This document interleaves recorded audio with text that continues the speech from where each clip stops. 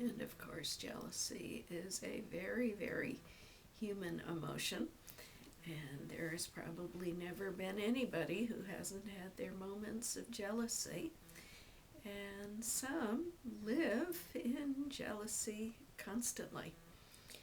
And jealousy is a very raw, primitive, basic emotion. And of course, at the base of jealousy is fear.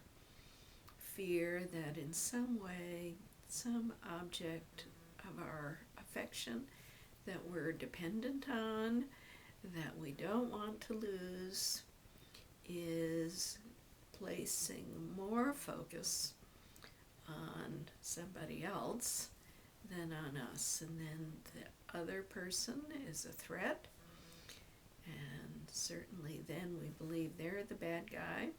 We want them gone, and we want the person that we are so dependent on for our safety and our happiness to focus back on us. Now we could get real Freudian and real analytic, psychoanalytic, and consider that for most people their earliest bouts of jealousy were when a sibling comes into the family and they're a competitor for our attention. For those who didn't have a sibling, there also was a competitor in many families for mother or dad's attention when our other parent was the one that was getting to be the special person, and we felt left out.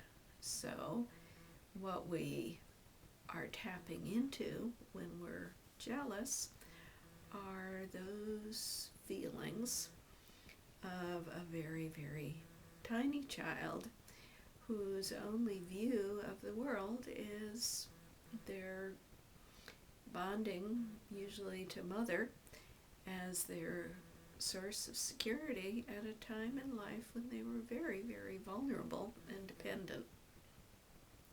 So certainly we can see that arising of jealousy played an important role when we were primitive beings, because it kept us attached to the source of security. We didn't go wandering off and take chances that other people, other competing children or babies would take our place in our mother's arms. But it doesn't serve us very well when we're a grown up and our love of our life is walking down the street or talking at a party and looking at somebody else in a way that makes us fearful that they like them more than us. Usually those jealous feelings aren't very rational. They are reactive, and they come from a very primitive part of our brain, and yet to give rise to them, to act on them as though they were truly important, often may cause distress in our relationship. And there are some for whom those feelings of reactive jealousy are so ever present that they really can't discern that this is inappropriate and sabotaging a relationship that's important to them. So it certainly does need to be addressed and looked at clearly. And for most adults, it's probably a pretty good assumption that a primitive reactivity that is keeping a relationship stirred up most of the time probably has its roots somewhere else. And so probably a good idea to not just automatically react on those feelings, but to let them sit there and to ponder them later, and to consider as an adult is there a good reason to have these kinds of feelings? Or is it better to find what those early roots might be? If your partner is generally somebody who is good to you and kind to you and a stable person and is not showing any other signs of wanting to leave you for somebody else and is not very deceptive and probably not having an affair, then it's a good bet that the work is your own inner work that needs to be done. Certainly, if something comes to light that says this person is not to be trusted, then your intuition that they are wanting to pay more attention to somebody else may be valid and may be something to be discussed in the relationship. But let's go, first of all, with the idea that those feelings are old and probably not very beneficial to bring up whenever you have them stir inside of you. So start by doing some analysis of yourself. Where did these feelings come from and why are they so strong in me? And again, without judgment, why am I so reactive to them?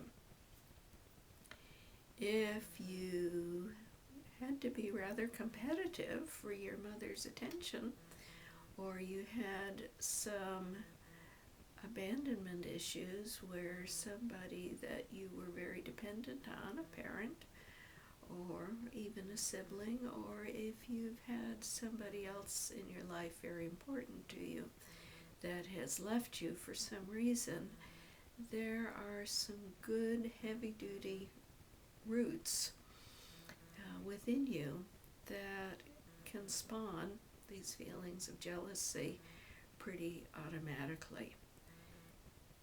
Again, as we've talked about in many other videos, a good thing to do is to get them out and in the open and shining the light of awareness onto them so that you can understand yourself better. And then what you can do is talk to yourself in ways that are healing, that soften those feelings, that give yourself support, that say to you what you need a loving, kind support person to say to you. Be that kind, supportive healer for yourself and say to yourself the reassurance that will calm those feelings down. Now, if your partner, the person you're jealous of, is somebody that actually in some way is betraying you, then what you may need to be saying to yourself is, good for you for being so observant. We're not going to allow this person to abuse you. We're going to take some action. Your feelings of jealousy were valid, and they brought to your attention that something is wrong here. And then it's time to talk with your partner, or it's time to make some decisions. So don't just discount all feelings of jealousy that arise. But if an otherwise important relationship is stable, do not let reactive feelings of jealousy or any other emotion run the show in a way that later you'll regret. Talk to yourself, calm those feelings down, take your time, be your own best support person. And hopefully, as those feelings dissipate and your security grows stronger, then your old feelings of pain around loss and fears of loss will heal.